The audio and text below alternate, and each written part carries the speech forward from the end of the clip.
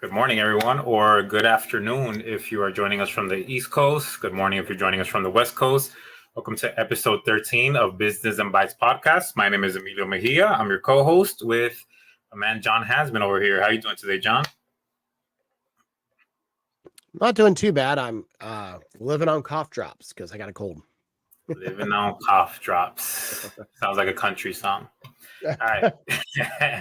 All right. So got a good episode for you guys today. We have How to Approach Marketing with Ceci Robinson from Robinson Productions. So not wasting too much time, let me go ahead and bring her in and let her do her own introduction here. Give me a second. Good afternoon, Ceci. How are you doing? Good afternoon. Good afternoon. Thank you for having me today. No problem. Thank you for joining us. All right. So let's see where we're gonna get started here. Ceci, so just let everybody know basically what do you do, not into too much detail, but just 5,000 foot view. Yes. So a 5,000 foot view of what I do is I am the founder of Robinson Productions, which is a one-stop marketing shop for businesses. So businesses can come to our company and we really partner with them, helping them, one, really elevate their marketing strategy, but really helping them with all of the pieces and elements that go into elevating that marketing strategy. Awesome. Okay. So everyone, we brought on Ceci because, as you guys know, we try to bring on valued guests that are going to bring more value to your small business, or if you're a decision maker on the decisions that you make within the small business. So today, let's start with a couple of things. Which topic we want to start off first? Do we want to start with how to properly budget for marketing? Is that a good one? Yeah, I think that's probably the first. I said that. That is probably the first step. And I can kind of just open the conversation with a quick stat from a company called WordStream. So if your business is about under 5 years, you should be spending about 12 to 20% of your revenue on marketing. And if your company is older than 5 years, you should be spending about 6 to 12%. And I think that's a good place to start because a lot of companies, a lot of clients come to me and I ask them, what's your marketing budget? And they say, I don't know. Or they never thought about it, or they don't have an exact number. And I think that really having a budget for your marketing is going to be the Northern Star of where you can take your marketing and the things that you can actually realistically do within a quarter or within a year. So I definitely think that knowing your budget is extremely important. Say that one more time. 12 to 20% of your revenue if you're younger than 5 years? Yes. And if you're older than 5 years, then it's 6 to 12%. And if you're older than wow. Okay. I have to get myself a pay cut and throw some more funds into the market. Yeah. So look, if you're a $600,000 business, that looks like that's about what did I see? I just had it a second ago. I think it was $5,000 or $6,000 a month. Just to go to marketing? Yeah, I mean, there's a lot of pieces that go into marketing, not only the labor behind the marketing, but a lot of the platforms that you need, your CRM platform, depending on how you break up your budget in your company. Some of it may be technology based because it's a lot of apps and platforms that you need, but there's definitely a lot that goes into, building sales for your business. That's what marketing helps with. Yeah. Would you say there is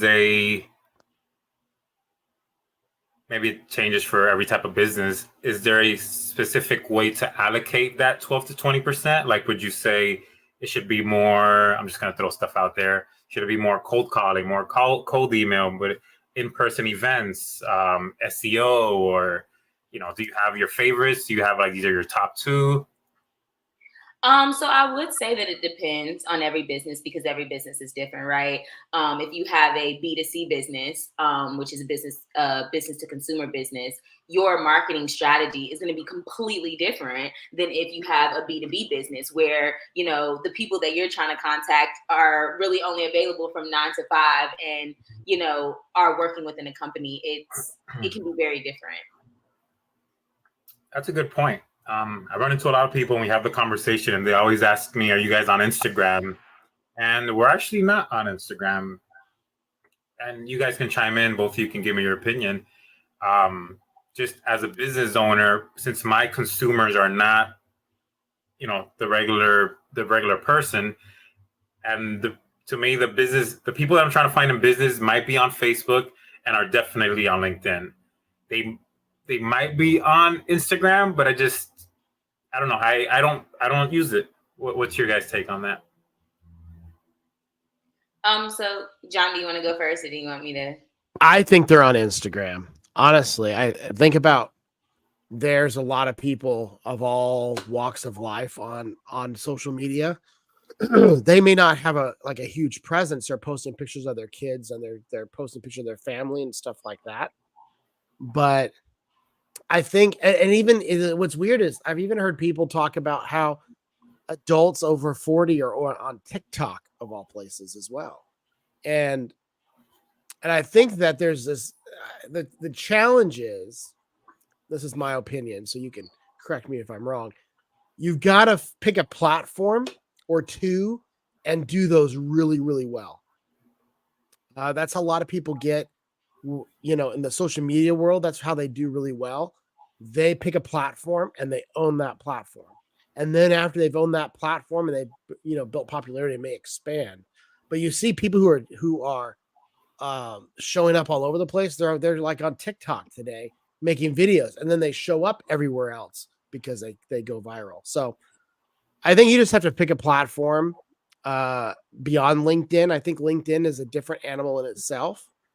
And then, and go from there. We do a lot of cross posting because we're using a CRM that can do that. So we're kind of doing all of it except for TikTok. Oh, me too. Except for Instagram, but me too. I'm doing the LinkedIn, the Facebook, and mine actually does the Google business profile as well. I just let it happen.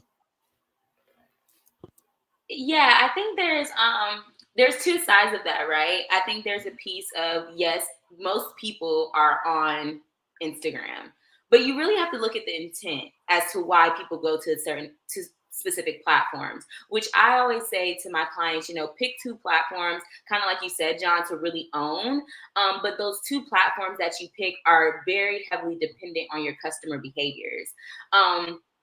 While you may have your customers on Instagram, when they go to Instagram, are they really looking for cybersecurity and technology solutions? No, they're trying to look at, fun things. They're trying to look at cats or, how to organize their house or different things like that. So I think that really understanding the intent behind why people use certain platforms can really help you understand which platform should I be using, versus like a LinkedIn where people go to LinkedIn for work. People go to LinkedIn for their career. People go to LinkedIn for professional connections. So if you are trying to really build a B2B business, LinkedIn probably would be a better platform for you because of the intent behind why people go on the platform, not necessarily just the amount of people that are on the platform. That's what I was trying to say, but you made it sound like 20 times better. All right. So yeah, I think what I am trying to do is add more shorts, like the short videos to those two platforms, to the Facebooks and the LinkedIns. I think that's what's very popular right now, like the 10, 20, 30-second, very informational type of approach. Yeah, I've also considered changing my Facebook or Instagram personality to be a little bit more fun, if that makes sense. Like kind of like you just said, Cece, when you're going to Facebook or Instagram, you're not looking for this nerd talking about cybersecurity. You're looking for maybe something that's more entertaining. So I've considered doing, more of an entertaining side on those two platforms, just to try to grab a different style of audience. Yeah, so there's actually this word called edutainment, where you are educating people as you're entertaining them. And I think that's a great way to do content. I feel like today people are always talking about content. Content is like the buzzword of 2023 and 2024. But really understanding like what type of content are you posting and like how to generate that really good content for your audience. And I feel like a piece of that is having that market analysis. You know, what do your audience want to hear? Not necessarily what do you want to sell them or what do you want to talk about, but what do they want to hear? What's going to benefit them in their lives? And then also, John, a piece to that fun is relatability. You know, it's hard for me to go to a new client and just throw out a whole bunch of marketing jargon that no one wants to listen to that except for me because I'm a marketing expert. But if I break it down and I make it very relatable and I use everyday words that people know and understand, that's a piece of that fun, you know, being able to understand and kind of go along on that journey with the content. Yeah, it's really good. I agree. Yeah, we have that issue sometimes, like John said, right? We're IT nerds. That's kind of where we came from. And then one day we decided, hey, we should make this a business and run it. So sometimes we have that conflict of, do we go in there and do we throw IT at them, or do we talk about how we're helping their business and how we can help them grow their business without all the IT jargon and terminology? Yeah, took a while to do that. What do they call it? Put our sales hat on and take our engineering hats off. It took me a while to be able to, you know, tweak that to where it works properly. Yeah, and I would even say, you know, listen to your I'm a very big customer advocate. Like, I'm customer obsessed. I feel like, you know, in order to have a great business, you have to have a amazing customer experience, and take those words that customer are using and, you know, spit it back out to them. Maybe even telling them the correct terminology, but using the words that they're already using to kind of guide that conversation is a great way to loop them in. I agree. Okay, so with that said, why don't we go ahead and shift gears a little bit? We've already touched on some things that I think are essential to the foundation of marketing, but why don't we shift and you tell us what are the key marketing things that we should have in place? I know you already mentioned a little bit about the budget. What else are like these are the, I don't want to give it a number, but these are like the things you have to have or you definitely should have that maybe create the most impact? Yeah, and I'm not going to go in any particular order, but I think I'm going to definitely talk about the first one that you guys already talked about, which is a CRM. And I'm going to couple CRM with good data because a lot of times my clients have a CRM tool that they're using, but the data isn't good. The emails aren't correct. You know, people's names aren't spelled correctly, or they just don't have the actual data. They don't have the phone numbers or things like that. So having a CRM platform where you can actually manage all of your consumer data and really build that journey as well, because that's CRM stands for customer relationship management, for those, you know, listening that don't know. And that's exactly what that tool is meant to do. It's meant to automate the way that you build a relationship with your customer. It's meant to give them a better experience from a customer point of view, because let's say you know their birthday and you send them an email, happy birthday, you know, get 20% off or something like that. Or you know they're coming up on their 3-year anniversary of being a customer with you, and you celebrate that with them. You can't keep all that information in your phone or in your head, even though people think they can. You really need a platform that can organize and leverage that data for you as well.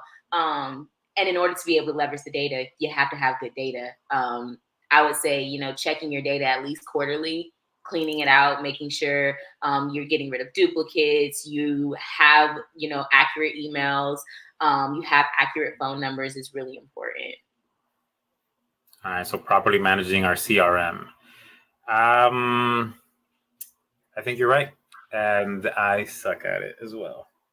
I'm not very good at all the marketing things, but like we like to say, or what we like to practice is better done than perfect. So I've definitely been trying and making strides to it.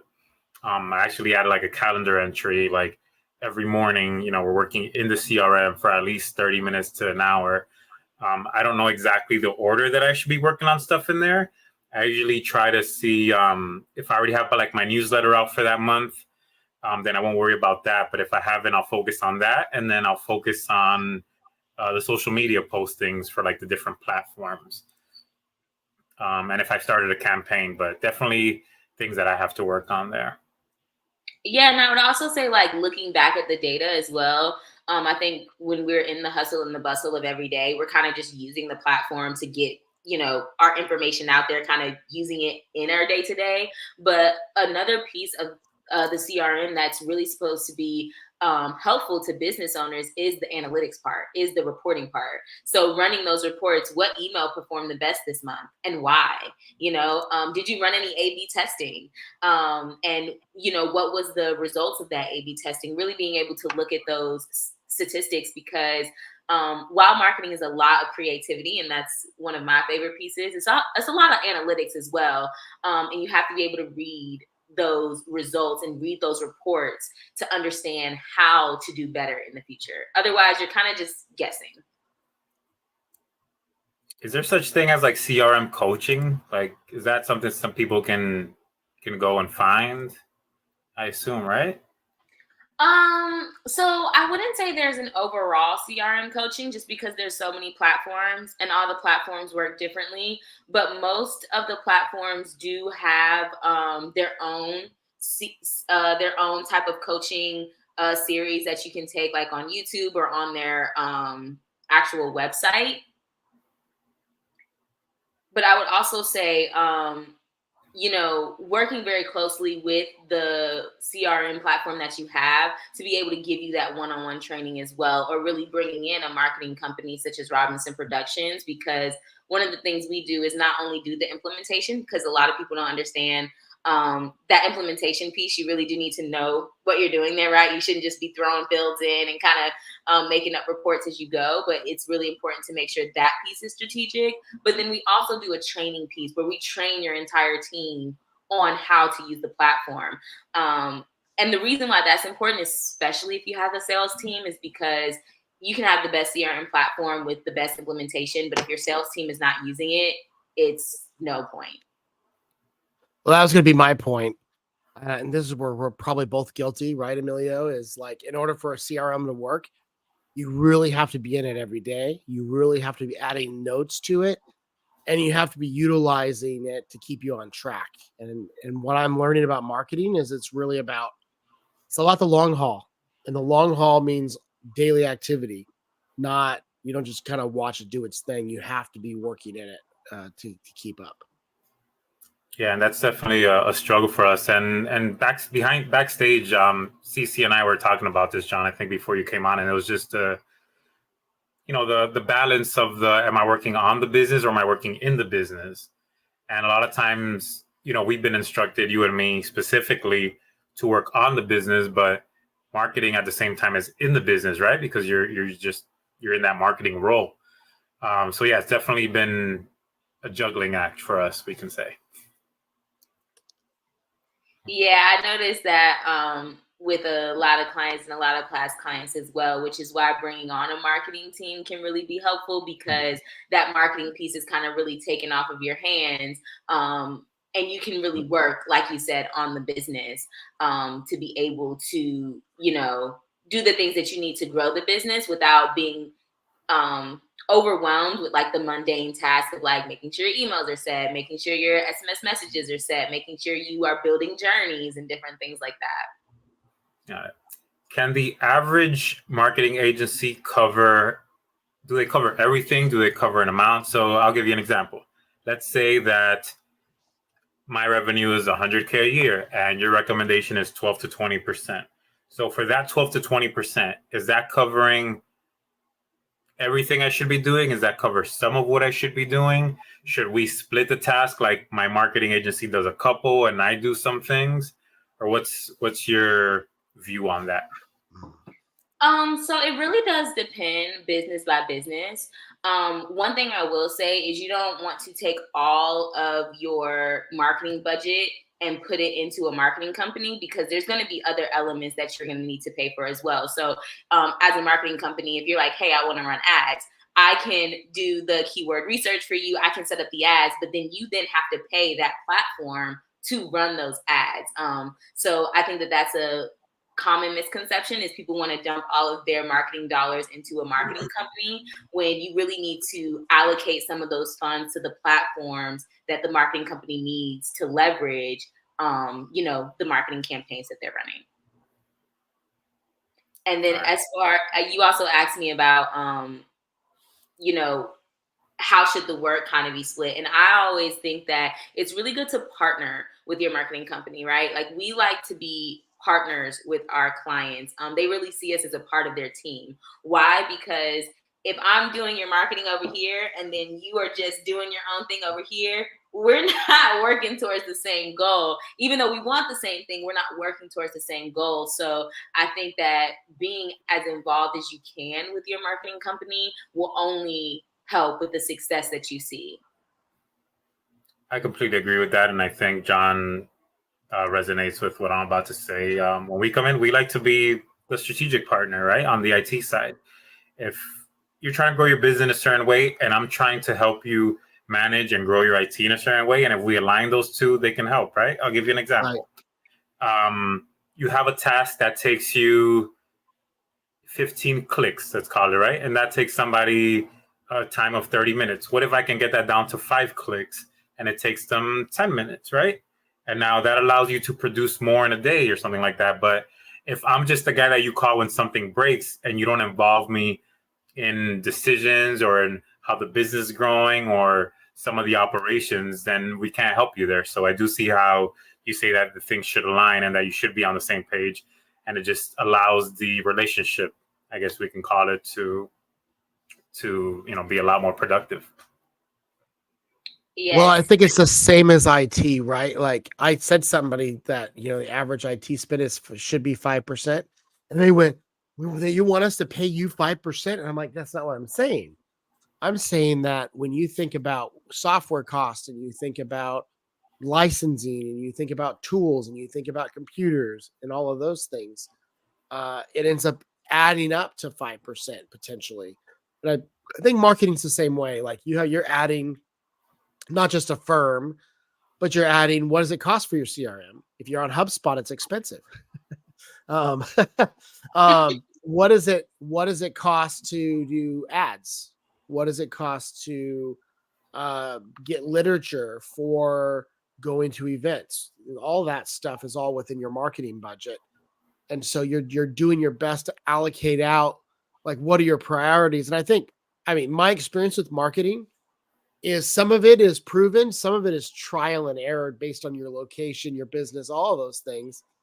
And you spend, I can't tell you how much money I've spent on random stuff that didn't work. And I ended up just exiting out and doing something different the next year. I got some of those. I think I do some money at like Facebook ads. So, when you post something, it's like, hey, boost this. And for some reason, you're like, this is a great post. This is the best post I've ever had. Let me boost it. And then you boost it. And $50 later, you're like, that did nothing whatsoever. Well, like, I've done things like put my ads at a golf course and on benches, and early in my business, I put my logo on shopping carts. What it did is it made everybody who shopped at that store who knew me said, hey, I saw your face recently. So there's some brand recognition. I think this is, and I'd love to hear your opinion on these different things too, Ceci. Like, one of the things I've long said in marketing, you have to know what the tool is for. And what I mean by that is some tools are for leads. Some tools are for brand recognition so that people remember who you are. And so how do you differentiate? If you're in a growth stage, where do you allocate your money? I think that's a really good question. Are you allocating it towards brand recognition or direct leads? Where do you put your money to get the most out of it early? Look at you podcast hosting. That was a good question. That was a good question.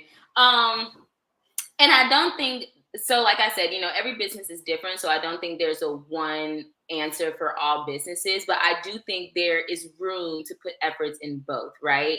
And before, you kind of mentioned, some things are kind of like luck of the draw. Like, is it going to work or is it not?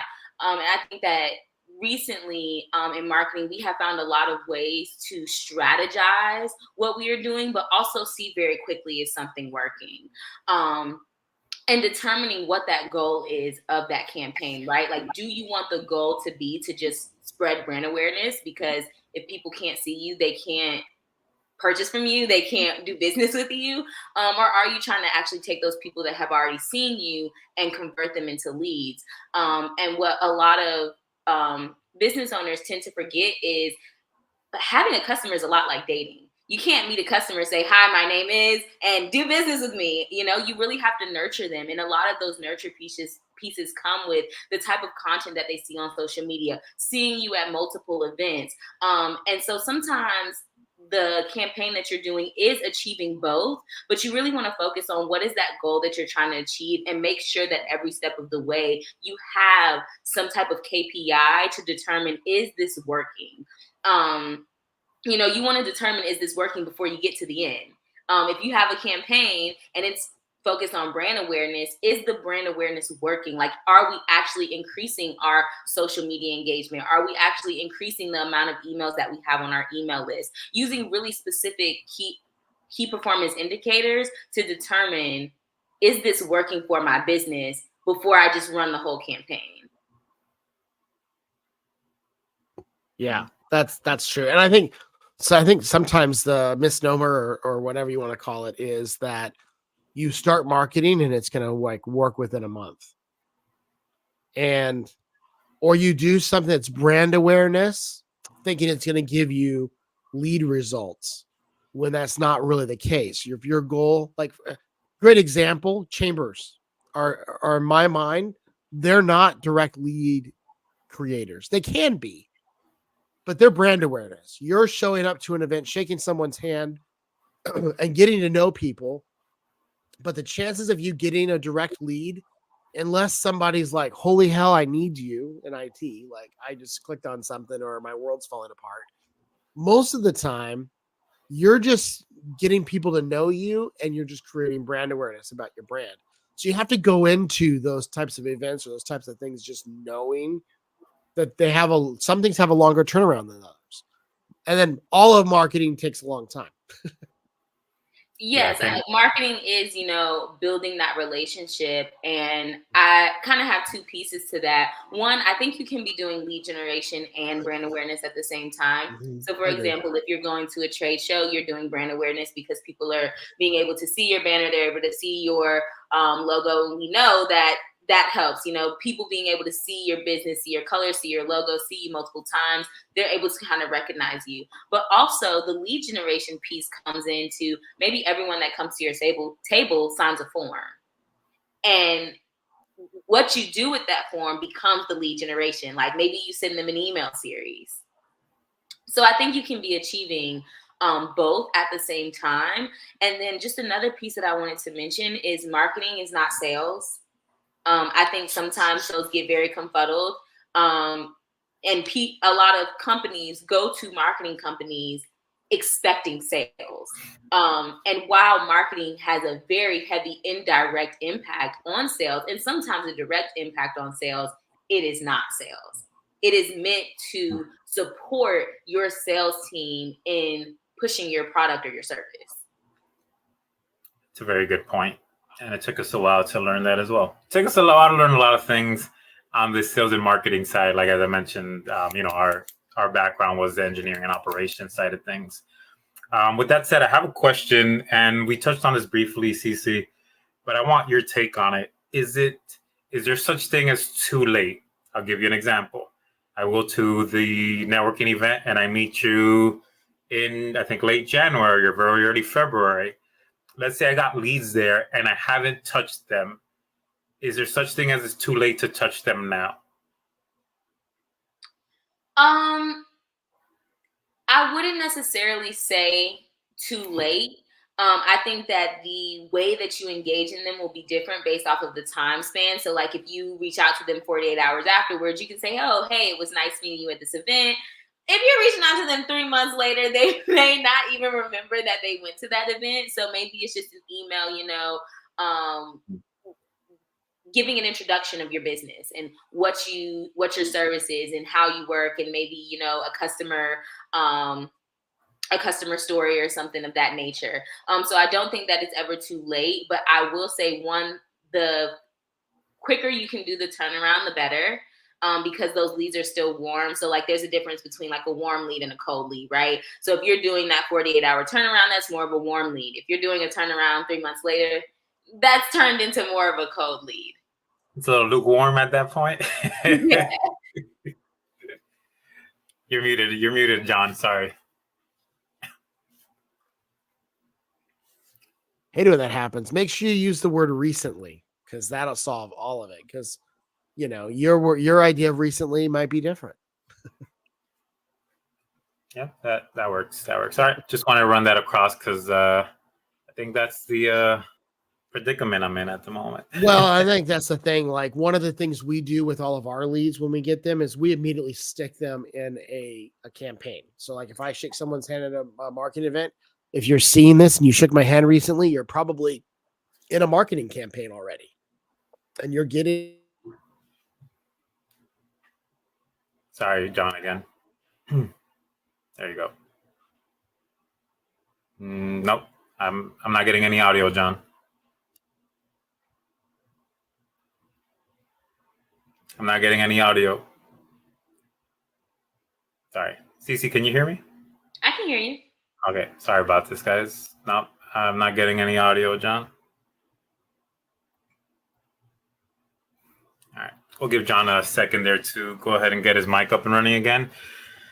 Yeah, so actually that's a good idea. That was actually one of the questions I was going to ask you. I feel like on the CRM side, I was doing things like, all right, I'll just wait for like the monthly newsletter and then I'll do the social media stuff. But I think John just touched on something as when you meet somebody, you know, put them into one of your campaigns. What is a good time for that, Ceci? What would you say is your recommendation? Like a week out? I would say 24 to 48 hours after, especially if you're talking about an event where you met someone at. You really want to send that follow-up as soon as possible while it's fresh on their mind. They remember your face, they remember what they talked about with you, and then they see that email, right? Because latency is very important. You know, you want to make sure that the time from when you meet someone and first engage with them to that follow-up is as close as possible, because the further it gets away, the more they kind of forget about you. So, and then kind of like to John's point, making it automated just makes it so much easier. It's really hard to keep up with those things on a manual level. So if you're manually, you know, entering in emails or creating emails for every event, you may not get a chance to do that every time. But if you have an automated email that goes out, like a template, you just change the name of the event. That's a lot easier to get sent out 48 hours after an event rather than if you're creating it manually. Got it. So quick question. So reaching out like we just met and then putting them on a campaign, should those be different? Can putting them on a campaign reach kind of substitute to the reaching out to them? Well, how did you get their information if you didn't reach out to them or if they didn't reach out to you? So let's say I met them at a networking event today. And then after that networking event, I just put them in a campaign right away. And then they're going to get an email within 48 hours, but it's not the, hey, I met you here. It's more of a, you know, maybe my campaign's talking about why to not use consumer emails, right? Why to not use Gmail. Yeah. And to that, I would say I'm going to go back to the dating analogy. Got it. So when you first meet a customer, you don't want to hammer them with the information in your industry. This is why you don't do this, or this is why you should do this. This is why you should purchase my product. You really want it to be like, it was nice meeting you. You know, maybe we can do a follow-up, or would you like to read one of my recent blogs? Having that connection to how they met you in that first email or that first message is really important, because that's how you're creating and building the relationship. If they just get an email about, you know, why you shouldn't use a Gmail account, that's not really connection. You know, like they may not really connect that email with the person that they met. And then you're kind of not really nurturing that lead in the correct way. Hopefully that made sense. Got it. Yeah, I got it. John, you with me again? Nope, I can't hear anything. Sir. I know. It's technical Tuesday, technical Monday. I don't know what's happening. You need an IT company? I know one in I South Florida. I know. I got to get my IT department. Really good IT company in South Florida I can refer you to. Yeah, I'll work on that. Yeah. So I think when it comes down to like part of what we do is you really have to learn how to kind of read the room, if you will. And you might find there's like 2 or 3 people you want to reach out to. And I think it depends on how you run those conversations in those marketing or in those chamber events, right? Like if you talk to somebody and somebody just says, yeah, hey, nice to meet you. And they start talking about sports, put them in a cold, like a cold email or warm email campaign where they're just getting, some like really short, basic information. But if someone says to you, like in IT, oh yeah, I spent all week trying to fix this stupid issue and I can't get it figured out. There's a really good reason to call somebody. Like, I think it really comes down to you kind of have to read the room, and it's going to change based on each interaction. Because I've run across people that I've just called up. Hey, I remember you saying this when we saw each other, a couple of days ago. Do you want some help? And you let them decide whether they want, to move forward. And that's that sales piece, and that's where I say like it gets kind of confuddled as to what's marketing and what's sales. But marketing is, finding the event, having the marketing materials that you need to go to the event, whether that's a flyer or a business card, having that campaign set up afterwards that maybe they go into 5 days after you put them in the CRM. But the sales piece is having the emotional intelligence to say, I may need to call this person instead of email them. Like this person seems like they're a really warm lead. Let me give them a call the next day rather than just, popping them in an email campaign. So I think, going back to letting marketing really uphold your sales strategy and your sales process. Oh, very, very good points. All right, let's go ahead and shift to our third topic here. Marketing tips that you can implement into your business today. Yes, and I'll actually kind of loop this in with some of the foundations since we kind of got a little off topic. I know you touched on a lot of those, so yeah, I know a lot of those are going to overlap here. No problem.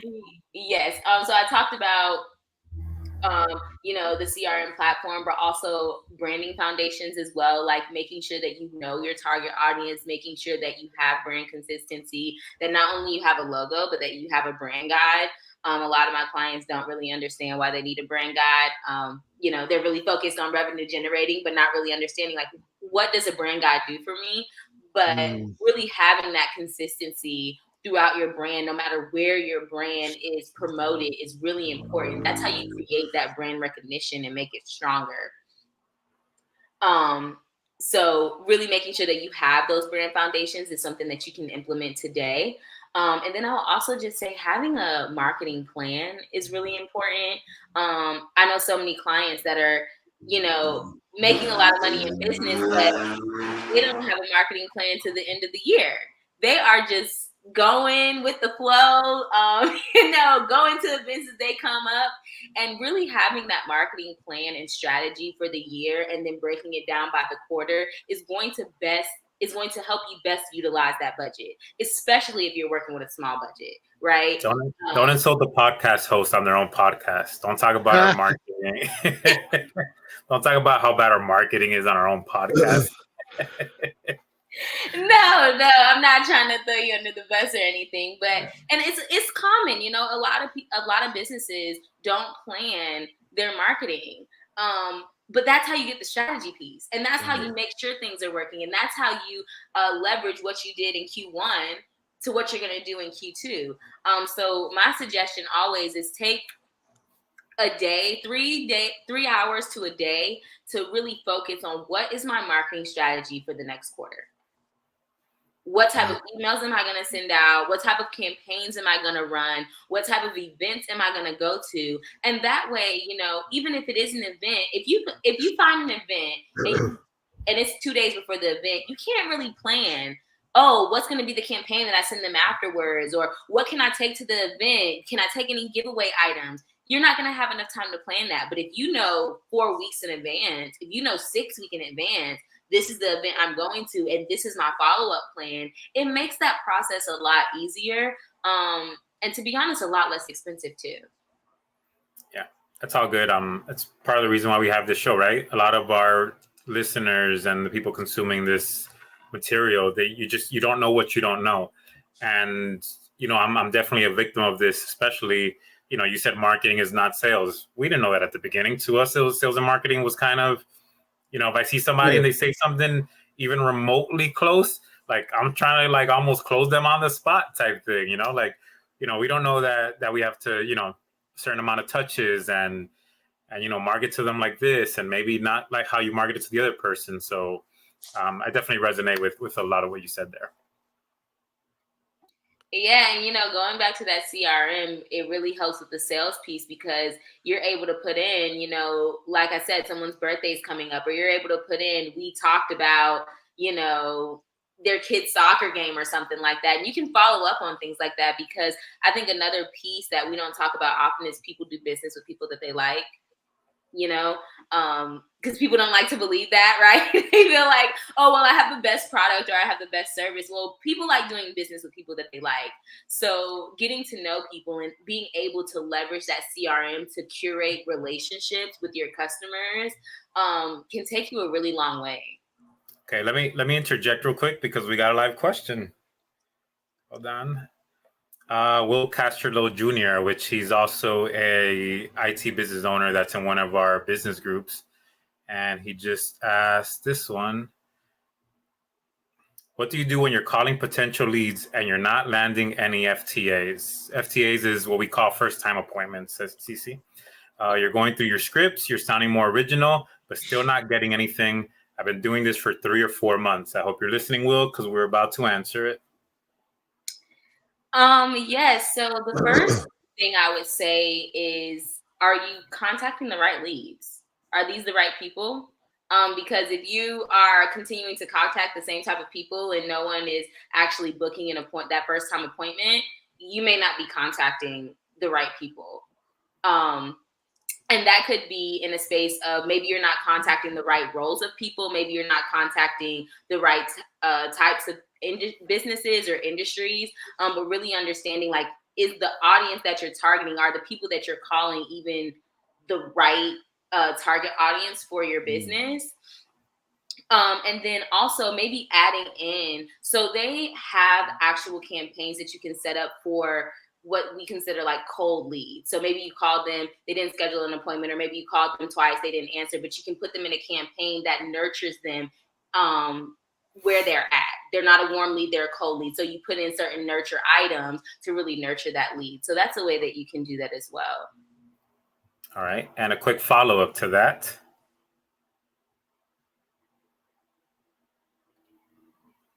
How does using a CRM work? How does using a CRM for workflows help when you're calling as well?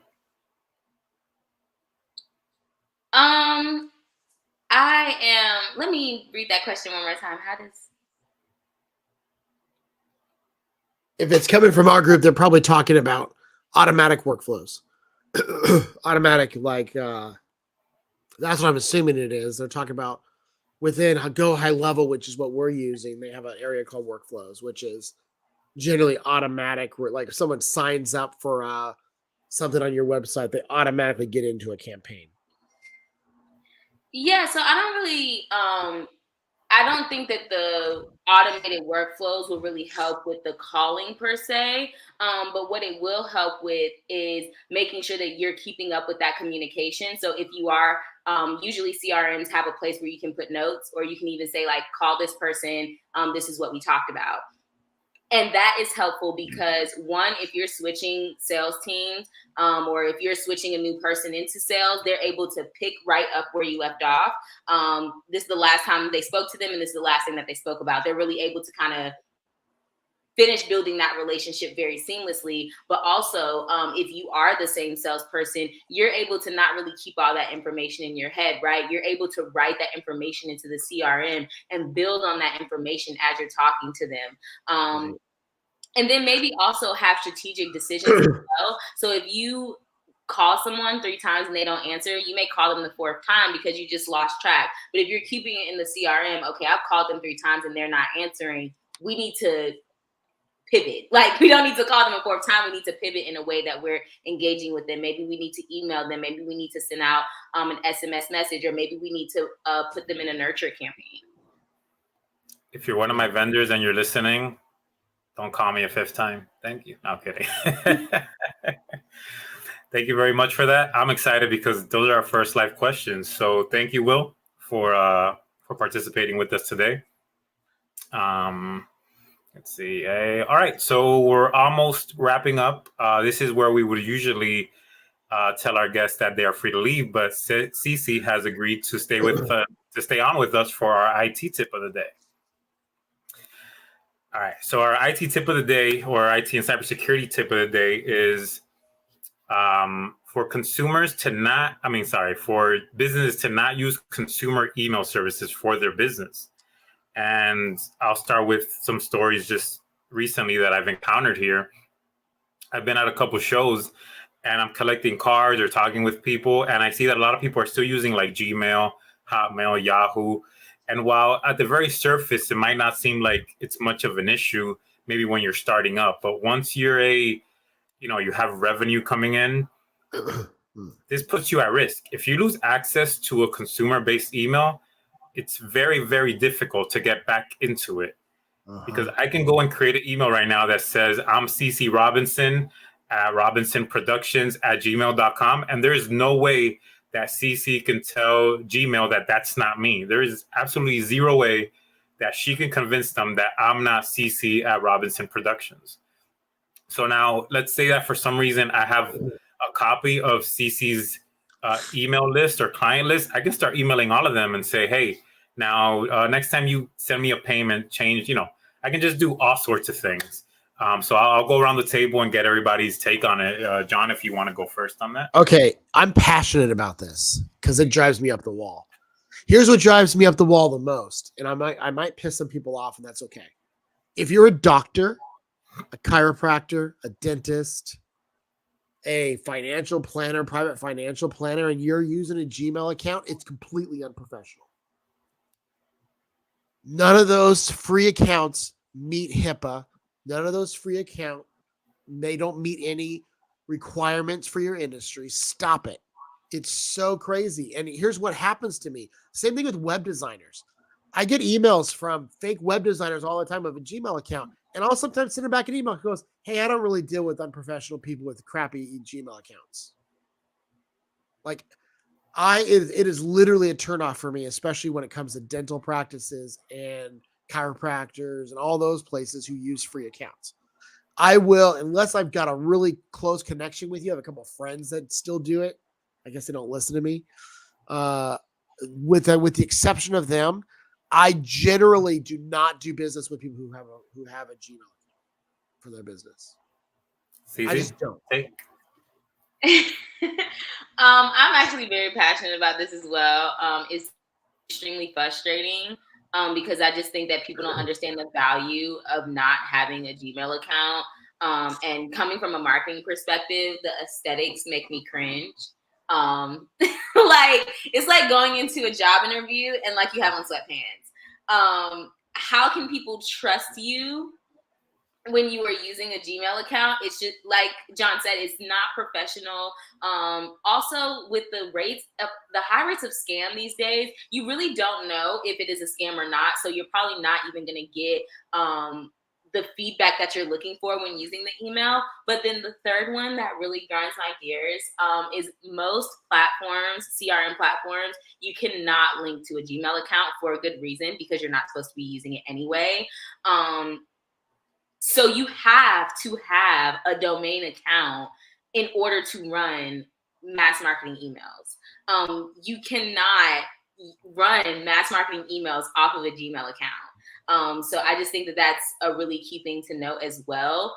And the other thing I'm going to say is with scaling your business, the moment you add someone onto your business, your Gmail account is no longer scalable. Like it's not a scalable way to run your business. What are you going to have? Like the Robinsons 1, the Robinson Productions 2, Robinson Productions 3. No, right? You have to have people's name at your domain. I see it all the time. People who are like, I'm laughing because you're saying no, but I see it all the time. Yeah, we do. We literally see it all the time where people are like, Jimmy at Jimmy's Construction at gmail.com, Sally at Jimmy's Construction at gmail.com. Stuff like that's absolutely crazy. If I'm approached by a business and that's what they're using, before we even sit down at the table, first thing is we have to move to a corporate style email system. And if that's a non-negotiable for them, then it's been a pleasure to meet you. Let's shake hands and let's part ways. And hopefully one day we'll meet again. I just had a client who had all Gmail accounts and they had a corporate email too, but their old Gmail accounts were being used for key operations, and they had a falling out with one of their employees, and she wiped everything. We could only get back the corporate stuff that we were protecting. Yeah, I've got a business this way. I've got a business with the outfall, the aftermath of what happens when you use this. Yep. So drives me up the wall because I see it all the time, and I think that when you see, especially it really bothers me when people in professional services or medical are doing it. People who are really supposed to care about your data are using Gmail accounts or Hotmail accounts or Comcast accounts.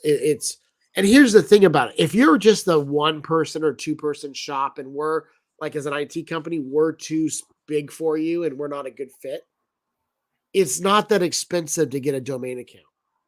It's like $12. $5.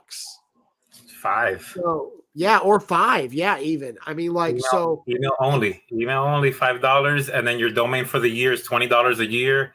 So $20 a year, and then $5 for Microsoft. That's it. So you're making a really bad business decision over like $150 a year or less. Something like that. Like, sorry about this. There's like some guy speeding by. No problem. Yeah, it was loud. I had to have my windows open, so all the traffic people. But yeah, I think it's just one of those things that you really have to think about how people are going to perceive you. And if you're trying to sell a really professional service and you're on a Gmail account, at least for me, it makes me kind of think twice. Maybe it's because I see it all the time and I'm in a different industry. But if I see a dental, oh man, it's like, dude. It's so easy to set up. It's going to take you like 10 minutes. It's not even going to take you that long to set it up. Right. Yeah. So it's one of those things that is a pet peeve. And then also we can't, as a cybersecurity company, we can't protect those accounts. Yeah. Like we can't add additional layers of security on them. We can't monitor them for, out of country traffic or logins. There's a lot of things we can't do with those accounts that we can do when we get into the professional realm. So there's so many reasons that you shouldn't do it. Agreed. Well, all right. So we're coming up on our 55-minute mark. It's been a great interview, great podcast episode today. Ceci, if you want to let the listeners and the consumers know what you can provide for them, go ahead. Give you a couple minutes to promote your socials, platforms, business, your favorite pet dog food, whatever it is you want. Go ahead.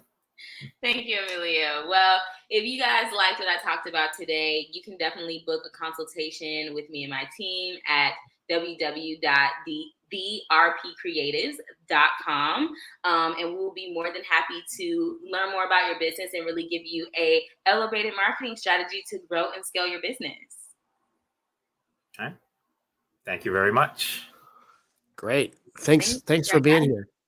Yes, thank you for having me. This is a great conversation. Yeah, absolutely. We'll have to have you again. Yeah, I told you. We'll marketing worlds collide. Yeah, love it. Plan another episode once me and John have a little bit more marketing under our belt, so we can make the question be a little step above, challenge you a little bit more. Yeah.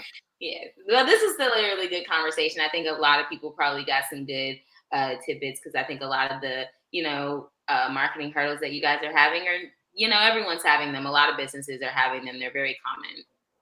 Yeah, 100%. And I think just remember it takes a little while, and you have to be diligent. I think that's the biggest thing that people struggle with. So awesome. All right. Well, thank you guys. And this wraps up episode 13 of the Business and Bites podcast. You can catch us on all the podcast platforms within the next 24 hours. Anything else, John?